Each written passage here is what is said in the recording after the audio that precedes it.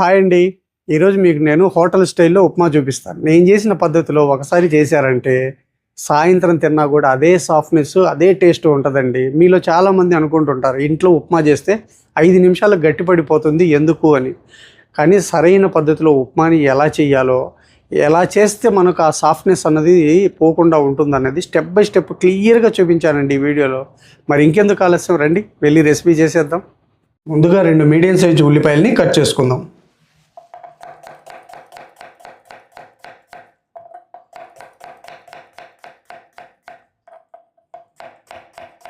చూశారు కదండి, మనకు ఉప్మాకి వీలైనంత సన్నగా కట్ చేసుకోవాలి. ఇప్పుడు ఈ కట్ చేసుకున్న ఉల్లిపాయలని ఒక బౌల్లోకి తీసుకుందాం. ఇప్పుడు ఒక 5 పచ్చిమిర్చిని కూడా కట్ చేసుకున్నాం. ముందుగా మనం ఇలా సెంటర్కి కట్ చేసుకోవాలి. మనకి ఇలా సన్నగా కట్ చేసుకుంటేనే మనం తినేటప్పుడు పచ్చిమిర్చి, చిన్నపిల్లలు ఉంటారు కదా, వాళ్ళు అది తెలియకుండానే తినేస్తారు. ఉప్మా కూడా స్పైసీగా బాగుంటుంది. ఇప్పుడు ఒక 1 ఇంచ్ అల్లాన్ని కూడా కట్ చేసుకున్నాం. వీలైనంత సన్నగా కట్ చేసుకోవాలండి.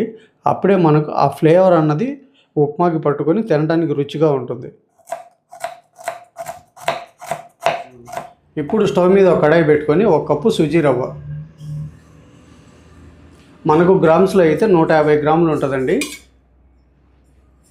ఇప్పుడు స్టవ్ని సిమ్లో పెట్టుకొని రవ్వని మంచి అరోమా వచ్చేంత వరకు వేపుకుందాం.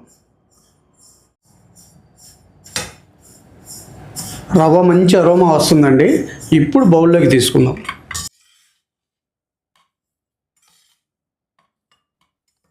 ఇప్పుడు ఇదే కళాయిలో 3 టేబుల్ స్పూన్లు ఆయిల్ వేసుకుందాం.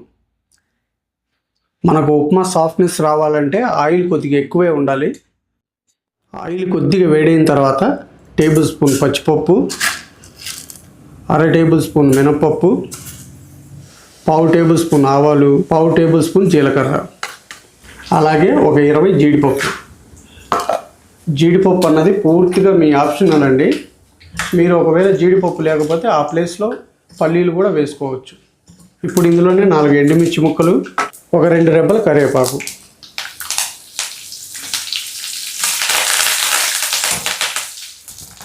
పోపు మనకి ఎంత ఎర్రగా వేగితే అంత రుచిగా ఉంటుందండి. ఇప్పుడు ఇందులో మనం ముందుగా కట్ చేసి పెట్టుకున్న అల్లం ముక్కలు, అలాగే పచ్చిమిర్చి తరుగు,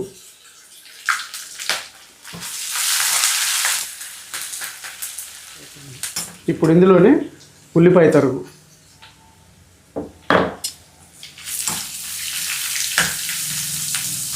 మనం మామూలుగా జనరల్గా ఏం చేస్తామంటే ముందు మనం ఉల్లిపాయలు వేసి తర్వాత పచ్చిమిర్చి, అల్లం ముక్కలు వేస్తామండి. అలా కాకుండా అప్పుడు మనకు ఫ్లేవర్ అనేది పట్టుకోదు ఉప్మాకి.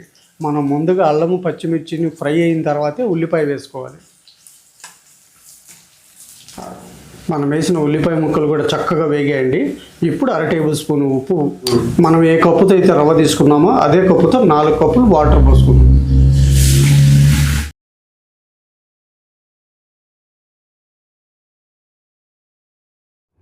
జనరల్గా మనం అందరం చేసేది ఏంటంటే ఒక పొంగు రాగాలని ఎసరిని రవ్వ వేసేసి కలిపేస్తాం. కానీ అలా చేస్తే ఉప్మా రుచి రాదు.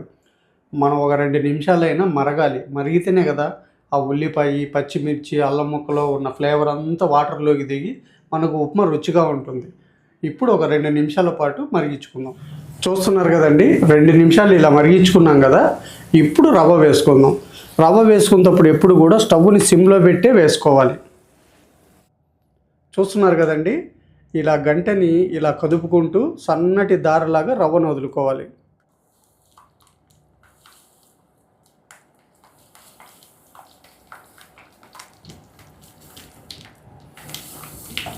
మనం ఇలా కాకుండా ఒకేసారి వేసేస్తే ఉండగట్టిపోతుంది.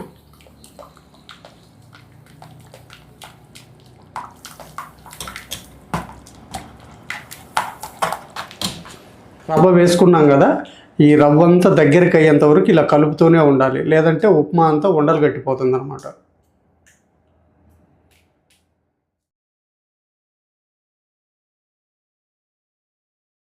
ఇలా స్టవ్ని సిమ్లో పెట్టుకొని ఒక 2 నిమిషాల పాటు రవ్వంతా దగ్గరికి అయ్యేంత వరకు ఉడికించుకోవాలి.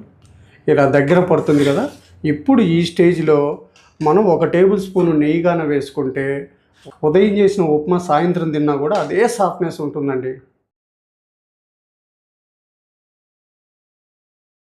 చూసారు కదా, రవ్వంతా దగ్గరికి అయిపోయి చక్కగా ఉడికింది. ఇప్పుడు స్టవ్ ఆఫ్ చేసుకుందాం. చూడండి ఎంత సాఫ్ట్గా వచ్చిందో ఉప్మా. చూశారు కదండి, ఆరిపోయిన తర్వాత కూడా ఉప్మా ఎంత సాఫ్ట్గా ఉందో. ఈ పద్ధతిలో కనుక చేశారంటే చాలా రుచిగా ఉంటుంది. మరి మీరు కూడా ఒకసారి ట్రై చేసి అది ఎలా వచ్చిందో నా కామెంట్ సెక్షన్లో చెప్పండి. వీడియో నచ్చితే లైక్ చేసి షేర్ చేసి మన ఛానల్ని సబ్స్క్రైబ్ చేసుకోండి. మళ్ళీ రేపు ఒక మంచి రెసిపీతో మీ ముందుకు వస్తా. Thank you.